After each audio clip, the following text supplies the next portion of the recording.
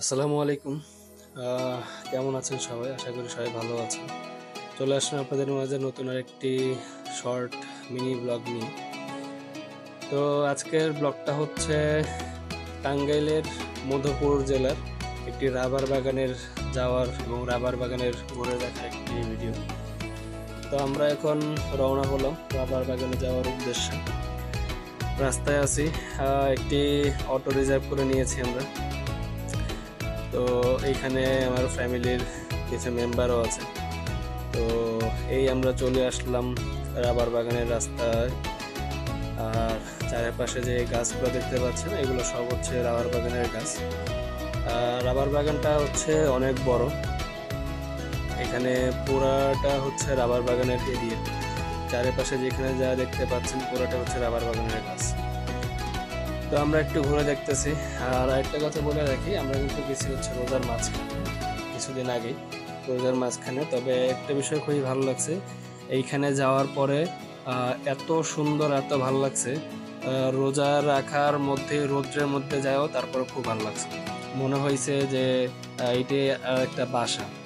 আচ্ছা, তো এরপর আমরা চলে আসলাম হচ্ছে রাবারের যে ফ্যাক্টরি, যেখানে মূলত রাবারটা তৈরি করা হয় সেখানে।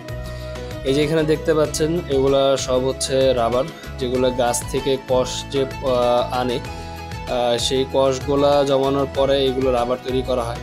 এখানে যে লাল কালার দেখতে পাচ্ছেন এটা হচ্ছে এই রাবারটাকে পোড়ায়, আগুনের মধ্যে পোড়ানোর পরে এই কালার আসে। এগুলো সব হচ্ছে কষ থেকে প্রথমে রাবার তৈরি করছে।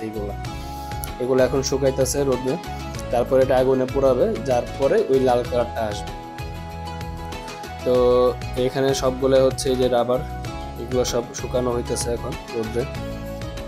আচ্ছা, তো এখন আমরা যেখানে যাইতেছি সেটা হচ্ছে রাবার তৈরি করার ফ্যাক্টরি। হ্যাঁ, গাছ থেকে কষ্ট আনার পরে যে রাবারটা তৈরি করা হয় এটা এই ফ্যাক্টরির মধ্যেই তৈরি করা হয়। রাবার বাগানের ফ্যাক্টরিটা ঘুরে দেখার পর এখন আমরা চলে যাইতেছি সামনের দিকে। তো সামনের দিকে একটু আসার পরে আমরা এখানে দেখতে পেলাম রাবার বাগানের অফিস, মূল যে অফিসটা, যেখানে লেবারদের বেতন অফিসে কার্যক্রম করা হয় এটা। আর এর একটু সামনে আসার পরে এখানে আমরা দেখতে পেলাম রাবারের যে গাছ, এই গাছটার এই চারাগুলো এখান থেকেই লাগানো হয় এবং এখান থেকে তারপর গাছগুলো বড় হয়। তো এটা হচ্ছে রাবার বাগানের মাঝখানে আসলাম একটু আমরা অটো থেকে নাইমা একটু ঘুরে দেখার জন্য বা একটু সৌন্দর্যের উপভোগ করার জন্য। একটু চারপাশটা সুন্দরভাবে দেখলাম, ভালোভাবে দেখলাম, উপভোগ করলাম। তো দেখেন কত সুন্দর পরিবেশ।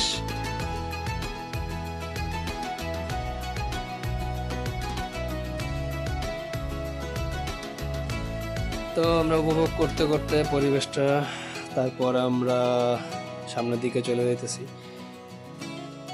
তো দেখেন কত সুন্দর মনোরম পরিবেশ। আচ্ছা, এখন আমরা মূলত যাইতেছি হচ্ছে গারোদের যেই পাহাড় থাকে মধুপুরের উপজেলার মধ্যে, গারোদের যেই বসবাসের জায়গাগুলা বা পাহাড়, গারো পাহাড় যেটাকে বলে, সেই দিকে আমরা দেখার জন্য যেতেছি। এই যে চলে আসলাম গারোদের যে এরিয়া, এই এরিয়ার মধ্যে এটা হচ্ছে একজন গারো ফ্যামিলির একটা বাসা, একটা বাড়ি আর কি। তো ওনার বাড়িটা একটু ঘুরে দেখার জন্য আমরা এখানে একটু নামলাম। তো দেখেন, তবে হ্যাঁ, এখানে একটা বিষয় বলার আছে যে ওনারা এতটাই পরিমাণে হচ্ছে সুন্দরভাবে থাকার চেষ্টা করে। দেখেন ওনাদের বাড়িটা কি সুন্দরভাবে গোছানো এবং একদম পরিপাটিভাবে রাখা। চারিদিকে সুন্দর গাছ, ফলের গাছ, ফুলের গাছ। দেখেন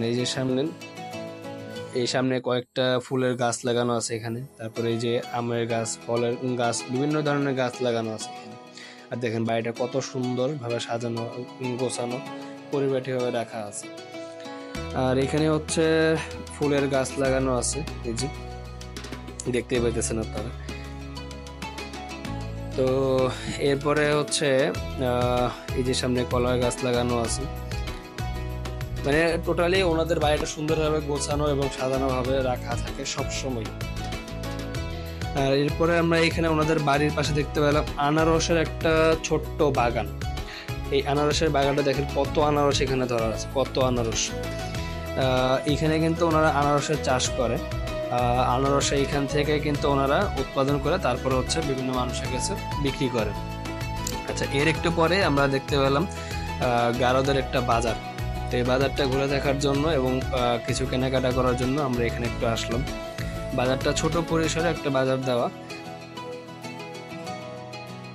তো আজকে এই পর্যন্তই, এখন আমরা চলে যেতেছি আমাদের বাড়ির দিকে। ভিডিওটা কেমন লাগলো সবাই জানাবেন কমেন্ট করে, লাইক করবেন, শেয়ার করবেন, ফলো করবেন পেজটাকে, আর ইউটিউবের চ্যানেলটাকে সাবস্ক্রাইব করতে ভুলবেন না। ভালো থাকবেন, দেখা হবে পরবর্তী ভিডিওতে।